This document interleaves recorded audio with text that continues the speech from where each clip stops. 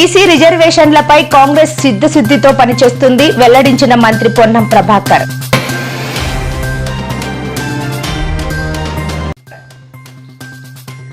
$2047 నాటికి $30 ట్రిలియన్ ఆర్థిక వ్యవస్థగా భారత్ లక్ష్యమన్న మంత్రి. జనవరిలో అమరావతికి క్వాంటం కంప్యూటర్ వస్తోందని వెల్లడి.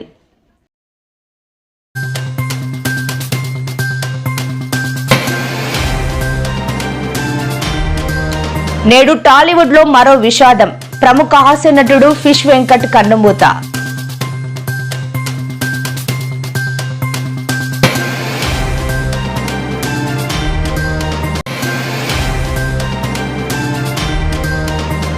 మద్యం కుంభకోణం కేసులో నేడు సిట్ కార్యాలయంలో విచారణకు హాజరైన ఎంపీ మిథున్ రెడ్డి.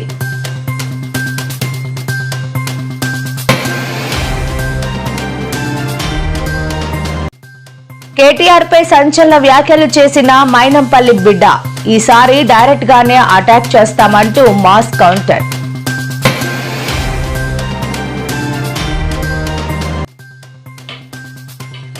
చంద్రబాబు నారా లోకేష్ పై మండిపడ్డ భూమన కరుణాకర్ రెడ్డి. మిథున్ రెడ్డిని అక్రమంగా అరెస్ట్ చేయాలని చూస్తున్నారు అంటూ ఆగ్రహం.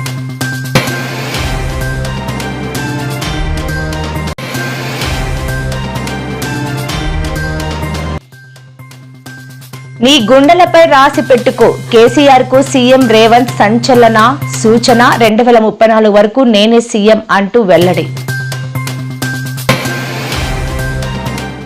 బీసీ రిజర్వేషన్లపై మా చిత్తశుద్ధిని శంకిస్తే మీకు పుట్టగతులు ఉండవని మంత్రి పొన్నం ప్రభాకర్ హెచ్చరించారు. శనివారం ఆయన కరీంనగర్లో విలేకరులతో మాట్లాడుతూ బీఆర్ఎస్ ప్రభుత్వం గతంలో సకల జనుల సర్వే చేస్తే బొంబాయి, దుబాయ్లో ఉన్న వాళ్ళు వచ్చిపోయారని ఎద్దేవా చేశారు. తెలంగాణ ప్రభుత్వం 1,00,000 మంది ప్రభుత్వ ఉద్యోగులతో సర్వే చేసిందని, సర్వేలో పాల్గొనని వారికి మాట్లాడే అర్హత లేదని పేర్కొన్నారు. కులగణన సమీకరించి ఎక్స్పర్ట్ కమిటీ వేసి ఏం చేయాలనే దానిపై ఈరోజు కమిటీ నివేదిక ఇస్తుందని తెలిపారు.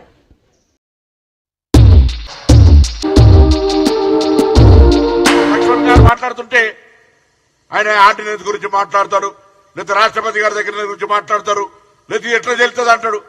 అరే పెద్దోడివి, వయసులో పెద్దోడివి, అనుభవంలో పెద్దోడివి, పార్టీ అధ్యక్షుడు చేసినావు, రేపే మాపో జాతీయ అధ్యక్షుడు పేరు వస్తుంది. వీటన్నిటికీ నీ మూలం భారతీయ జనతా పార్టీలో బీసీ నాయకులకు ప్రాధాన్యత ఇవ్వాలి కాబట్టి నీకు అర్హతలు వస్తున్నాయి. అది మర్చిపోయి ఇలా బీసీలకు అన్యాయం జరుగుతానికి పార్టీ పరంగా నీకు ఒకవేళ పెద్దలు నువ్వు తెలంగాణలో కాంగ్రెస్ పార్టీ తెస్తున్నదని వ్యతిరేకించు, నీకు ఆల్ ఇండియా ప్రెసిడెంట్ ఇస్తామని చెప్తే కూడా దయచేసి పోకన్నా. ఇవాళ ఒక కాడ ఈ రాష్ట్రంలో శురువైతే ఇవాళ కులగణన ఇక్కడ శురువైంది కాబట్టి దేశంలో Bharatiya Janata party role model గా తీసుకొని ముందుకు పోతా ఉంది. తెలంగాణ కాంగ్రెస్ బలహీన వర్గాల ప్రజాప్రతినిధులం హృదయపూర్వకంగా అన్ని రాజకీయ పార్టీలకు విజ్ఞప్తి చేస్తా ఉన్నాం. మా పార్టీ చిత్తశుద్ధితోటి ప్రభుత్వము పార్టీ 42% రిజర్వేషన్లు ఇవ్వడానికి న్యాయపరంగా, చట్టపరంగా, ప్రజాపరంగా ఒక ప్రక్రియ చేపడుతుంది. దుర్బుద్ధి మానండి. ఇలా ఈ ఆషాఢ మాస బోనాలు అమ్మవారిని అదే కోరుతున్నాం. ఇటువంటి వాళ్ళ బుద్ధులన్నీ మారి ఈ 42% రిజర్వేషన్ల ప్రక్రియ సాఫీగా జరగాలి. లోకల్ బాడీ ఎన్నికలు జరగాలి. బీసీలు 42% స్థానిక సంస్థల ప్రజాప్రతినిధులు కావాలని కోరు. గుంటూరు బండ్లమూడి గార్డెన్స్ లో ఐసీఏఐ గుంటూరు చాప్టర్ అధ్యార్యాన స్ఫూర్తి పేరుతో నిర్వహించిన మెగా సీఏ విద్యార్థుల సమావేశానికి మంత్రి లోకేష్ ముఖ్య అతిథిగా హాజరయ్యారు. ఈ సందర్భంగా మంత్రి లోకేష్ మాట్లాడుతూ ఈ ఐసీఏఐ ప్రపంచంలోనే అత్యంత గౌరవమైన, విశ్వసనీయమైన సంస్థగా గుర్తింపు పొందింది. ప్రపంచంలో ఫోరెన్సిక్ అకౌంటింగ్ ప్రమాణాలతో పనిచేస్తున్న మొట్టమొదటి సంస్థ ఇది. ఇది భారతదేశంలో అతిపెద్ద సంస్థగా మాత్రమే కాదు, ప్రపంచంలోనే అతిపెద్ద అకౌంటింగ్ పవర్ హౌస్ గా ఉందని మంత్రి నారా లోకేష్ పేర్కొన్నారు. ICAI is India's intellectual backbone. It has now turned almost 76 years old. As Sir said, I stand corrected. You are the largest accounting powerhouse in the world. You are also the most respected and recognized one. And I believe you are one of the very first to also adopt forensic accounting standards. I'd like to share some very interesting statistics. 10 lakh students appear for this exam. I've enlisted, and close to 2 lakh students appear for this exam twice a year.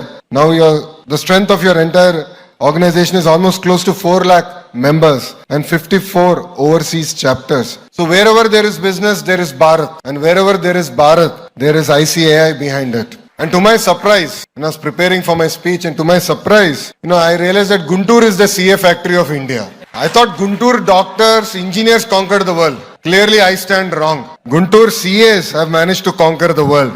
Close to 10,000 students are pursuing this career. The number of students who are pursuing CA are higher than the students who are pursuing engineering and medicine combined. So we have amazing talent here. One of the highest pass percentages, which means that there's amazing aspiration. From Guntur to Gulf, America to Australia, wherever you go, you actually end up seeing Telugu CAs today. As I said, your profession is not easy. That's why I chose to become a Stanford MBA. It is a very difficult profession, but that's what makes it very valuable. Diamonds are not made easy. Neither are CAs. People say there are two types of folks. One are CAs, the other one who wish they were CAs. And people who criticize you are merely jealous about you. CA as a profession spans across sectors. Behind every balance sheet, of course, there is a CA. And when I went to Stanford for my MBA, I actually focused on accounting because I knew that was my biggest weakness. So the 2 years I was there, almost every quarter I would take at least 2 accounting classes. And honestly, we are all living in very inspiring.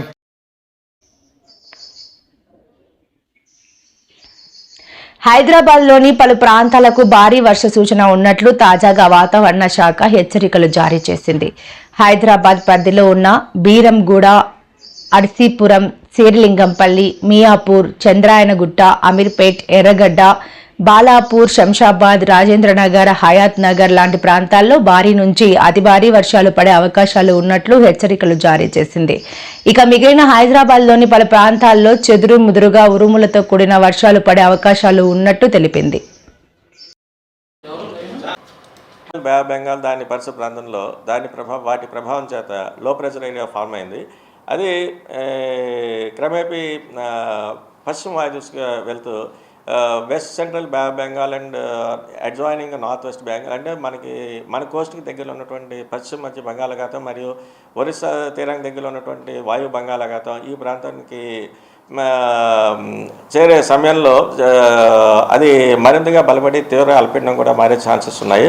అలాగే next coming subsequent 2 డేస్లో కూడా అది ఈ ఉత్తరాంధ్ర మరియు 24 hours వరకు చూసుకుంటే అయితే మనం భారీ వర్ష సూచన ఉత్తరాంధ్ర జిల్లాలో almost it may gust 55 km/h. అలాగే సీ కండిషన్ కూడా మోడరేట్ స్థాయి నుంచి రఫ్నెస్ వరకు కూడా ఉంటుంది.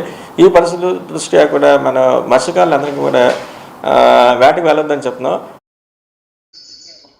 మద్యం కుంభకోణం కేసులో ఆరోపణలు ఎదుర్కొంటున్న వైసీపీ ఎంపీ మిథున్ రెడ్డి ఈరోజు మధ్యాహ్నం సిట్ విచారణకు హాజరయ్యారు. ఈ కేసులో A4గా ఉన్న మిథున్ రెడ్డి విజయవాడలోని సిట్ కార్యాలయానికి వెళ్లారు. విచారణ నుంచి మినహాయింపు కోసం ముందస్తు బెయిల్ కోసం ఆయన హైకోర్టును ఆశ్రయించగా ఎంపీ పిటిషన్ను కోర్టు కొట్టేసింది. శుక్రవారం మరోమారు పిటిషన్ దాఖలు చేయగా కోర్టు తోసిపుచ్చింది. దీంతో ఎంపీ మిథున్ రెడ్డి సిట్ విచారణకు హాజరయ్యారు. ఎంపీ విచారణ సందర్భంగా సిట్ కార్యాలయం వద్ద అధికారులు భారీ బందోబస్తు ఏర్పాటు చేశారు.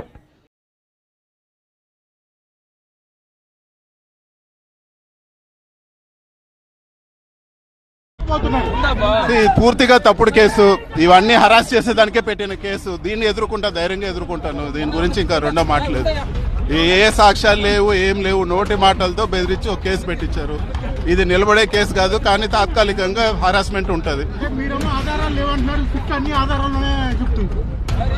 ఆధారాలు లేవని సిట్ అంటే వాళ్ళని రేపే పీకి పారేస్తారు. వాస్తవంగా ఉండేది రేపు కోర్టులో ఇంతవరకు ఏమి ఇచ్చారు, ఏమి ఇవ్వలేదు. ఇవన్నీ ఊరికే, ఇవన్నీ తప్పుడు కేసు. దీని గురించి అయితే కేవలం రాజకీయ కక్షతో పెట్టిన కేసు. దీన్ని ఎదుర్కోవాలో ఎదుర్కొంటామని. మీరు తప్పు చేయనప్పుడు ఇన్ని రోజుల పాటు ఎందుకు విచారణకి అటెండ్ అవ్వలేదు? ఒకసారి పిలిచారు, ఒకసారి అటెండ్ అయినారు. ఎక్కడ కూడా నేను కోఆపరేట్ చేయకుండా లేను. టాలీవుడ్ ప్రముఖ నటుడు ఫిష్ వెంకట్ అనారోగ్యంతో కన్నుమూసిన విషయం తెలిసిందే. హైదరాబాద్లోని ఓ ప్రైవేట్ ఆసుపత్రిలో చికిత్స పొందుతూ ఆయన తుదిశ్వాస విడిచారు. గత కొంతకాలంగా కిడ్నీ, లివర్ సంబంధిత సమస్యలతో బాధపడుతున్న ఆయన పరిస్థితి విషమించడంతో కన్నుమూశారు. ఫిష్ వెంకట్ కు 2 కిడ్నీలు పూర్తిగా పాడయ్యాయి. దాంతో కొంతకాలంగా డయాలసిస్ చేయించుకుంటూ జీవనం కొనసాగించారు. ఆ తర్వాత ఆరోగ్యం మరింత క్షీణించడంతో ఇటీవల ఆసుపత్రిలో చేరారు. వైద్యులు కిడ్నీ మార్పిడి అవసరమని చెప్పారు. కానీ సమయానికి సరైన దాతలు దొరకకపోవడంతో విషాదకరంగా మారింది.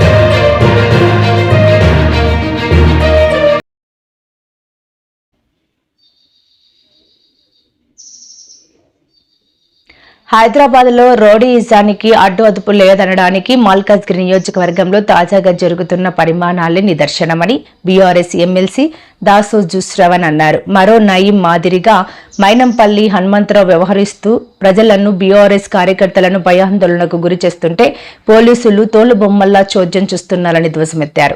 ఇవాళ హైదరాబాద్లో మీడియాతో మాట్లాడిన ఆయన బీఆర్ఎస్ కార్యకర్తలపై అక్రమ కేసులు పెట్టి వేధిస్తున్నారని, ఇది ప్రజాపాలన అనాలా లేక రౌడీ పాలన అనాలా ముఖ్యమంత్రి రేవంత్ రెడ్డి డీజీపీ సమాధానం చెప్పాలన్నారు. ముఖ్యమంత్రి జీవితంలో కావరే నువ్వు చెప్తున్నా మళ్ళా నువ్వు పోయి భాషలు కడుకోవాలి అమెరికాలో పోయి అని చెప్పి కూడా కేటీఆర్ కు నేను చెప్తా ఉన్నా. పిచ్చి పిచ్చి చేసా లేకు బిడ్డ, నేను ఇలా చెప్తున్నా మా కార్యకర్తలు ఎవరినేమన్నా కూడా బిడ్డ ఫస్ట్ నీ మీద మీ బావగాని మీద అటాక్ చేస్తాం. అది ఎవరు కూడా కంట్రోల్ చేయలేరు. ఆ విధంగా ఉంటది మా అటాక్ అని చెప్పి కూడా నిన్ను కాషన్ చేస్తా ఉన్నా. నేను వాళ్ళ మీద చిన్న చిన్నోళ్ళ మీద చేస్తారా? హైదరాబాద్ నగరంలో రౌడీజం కి అడ్డు అదుపు లేదన్నట్టుగా ఇవాళ మల్కాజిగిరిలో నిన్న జరిగినటువంటి ఒక సంఘటన, ఈ 2-3 రోజులుగా జరుగుతున్న ఒక సంఘటనలు స్పష్టమవుతా ఉన్నాయి. నయీం అనేటోడు చచ్చిపోయిండు అని చెప్పని ప్రజలందరూ తెలంగాణలో సంతోషంగా ఉన్నటువంటి ఒక ధర్మిల మరో నయీం లెక్క ఇవాళ మైజం చేస్తూ ఇవాళ దాష్టికానికి పాల్పడతా ఉంటే పోలీసులు ఇవాళ పూర్తి స్థాయిలో తోలుబొమ్మల లెక్క తాబేదారుల లెక్క మారి ఇవాళ చోద్యం చూస్తూ మరో పక్కన బీఆర్ఎస్ పార్టీ కార్యకర్తల పైన, కార్పొరేటర్ల పైన, నాయకుల పైన ఇవాళ తప్పుడు కేసులు పెడతా ఉన్నారు. ఇది ప్రజాపాలన అంటారా, రౌడీ పాలన అంటారా? దయచేసి రేవంత్ రెడ్డి సమాధానం చెప్పాలా. ఈ రాష్ట్రాన్ని వెళ్తున్నటువంటి ఒక డైరెక్టర్ జనరల్ ఆఫ్ పోలీస్ సమాధానం చెప్పాలని చెప్పని నేను కోరుతా ఉన్నాను. లిక్కర్ కేసు వ్యవహారంలో కూటమి ప్రభుత్వ రాజకీయ కుట్రకు తెరలేపిందని, అందులో భాగంగానే ఎంపీ మిథున్ రెడ్డిని అక్రమంగా అరెస్ట్ చేయాలని చూస్తున్నారని వైఎస్ఆర్సీపీ రాష్ట్ర అధికార ప్రతినిధి భూమన కరుణాకర్ రెడ్డి అనుమానం వ్యక్తం చేశారు. కక్ష సాధింపు రాజకీయాలతో చంద్రబాబు, నారా లోకేష్లు రాష్ట్రంలో అరాచకం సృష్టిస్తున్నారని అన్నారు. MP Mithun Reddy liquor case వ్యవహారంపై శనివారం ఆయన ఓ సెల్ఫీ వీడియో ద్వారా మాట్లాడారు. మిథున్ రెడ్డి వైఎస్ఆర్సీపీలో కీలక నేత మాత్రమే కాదు, వైఎస్ జగన్మోహన్ రెడ్డికి సన్నిహితుడు కూడా. అందుకే ఆయన్ని అరెస్ట్ చేయాలని రంగం సిద్ధం చేస్తున్నారు.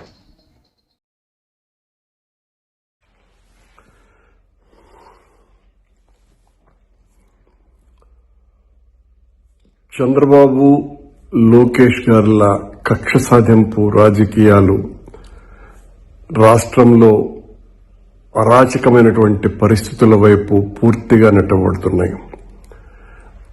ఈ రోజున రాజంపేట పార్లమెంటు సభ్యుడు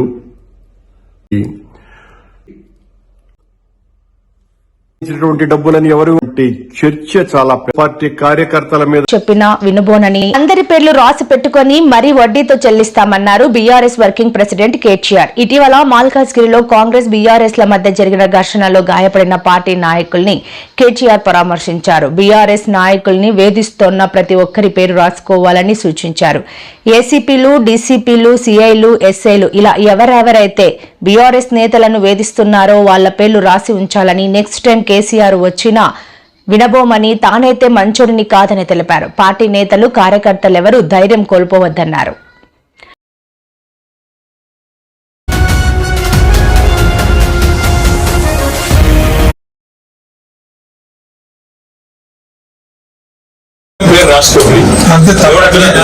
ఏసీపీలు, డీసీపీలు, సిఐలు, ఎస్ఐలు ఎవడెవడైతే బాగా ఎగురుతారో ప్రామిస్ చేస్తున్నాను మీకు. నేను కేసీఆర్ చెప్పిన నేను నెక్స్ట్ ఇక్కడ నేనైతే మంచోడు కాదు. నిజంగానే నిన్న మొన్న ఎవరు అంటే నేను నమ్మలేదు. హైదరాబాద్ లో పిచ్చి కుక్కలు విరిగిపోయినాయి, కానీ ముఖ్యంగా మల్కాజ్గిరిలో పిచ్చి కుక్కలు బాగా విరిగినట్టున్నాయి. లేకపోతే ఎవడన్నా మెడ మీద తలకాయనోడు గంట సేపు వచ్చి మల్కాజ్గిరి చివరస్తాల గుండగాలను వేసుకొచ్చి గంట సేపు ఇక్కడ ట్రాఫిక్ జామ్ చేస్తూ నేను ఇక్కడికి వచ్చినా నువ్వు రా అని చెప్పి బస్తీ మీద సవాల్ అని చెప్పి చిల్లర రాజకీయం చేస్తుంటే ఏం చేస్తున్నది పోలీస్ యంత్రాంగం అని నేను అడుగుతున్నా. మా ఎమ్మెల్యేలను అరెస్ట్ చేసుడు కాదు, మా నాయకులను హౌస్ అరెస్ట్ చేసుడు కాదు, ఏం చేస్తున్నారు మీరు ఈ గుండాగాళ్లకు నియంత్రించడానికి నేను అడుగుతా ఉన్నా. ఇలా ఒకటే మాట నేను అనేది, అసలు ఏమి అధికారం ఉన్నది కాంగ్రెస్ పార్టీ నాయకులకు మల్కాజ్గిరిలో? ఇవాళ ఇక్కడ ఎమ్మెల్యే గారు బీఆర్ఎస్ పార్టీ నుంచి ఉన్నారు, గౌరవ కార్పొరేటర్లు ఉన్నారు, సబితా అనిల్ కిషోర్ గాని, మా సోదరి విజయశాంతి శ్రీనివాస్ రెడ్డి గాని, మా వాళ్ళందరూ ఉన్నారు. వాళ్ళందరూ ఏ ప్రోగ్రామ్ కు పోయినారు? దేవుడికి గుళ్లకు చెక్కులు ఇచ్చే కార్యక్రమానికి పోతే అది కూడా కావాల్సుకొని మీ అడ్డాల పెట్టుకొని ఆడ వీరికి పందలైన మీ అనుచరులను పెట్టి గుండగాలను పెట్టి మా వాళ్ళ మీద దాడి చేయించి ఏం చేయదలుచుకున్నారని నేను అడుగుతా ఉన్న కాంగ్రెస్ పార్టీ నాయకులను, ఈ చిల్లర గుండగాలను. గుండెల్లో పెట్టి చూసుకున్న పాలమూరు గడ్డకు కేసీఆర్ ఇచ్చింది ఏంటి అనేది సమాధానం చెప్పాలని రేవంత్ రెడ్డి డిమాండ్ చేశారు. శుక్రవారం నాగర్ కర్నూలు సభలో ఆయన మాట్లాడుతూ 98 జీవో ప్రకారం 10 ఏళ్లు సీఎంగా ఉన్న కేసీఆర్ నిర్వాసితులను ఎందుకు ఆదుకోలేదు అని ప్రశ్నించారు. వాల్మీకి సోదరులను ఎస్టీ బోయలుగా మారుస్తానని చెప్పి కేసీఆర్ మోసం చేశారని గుర్తు చేశారు.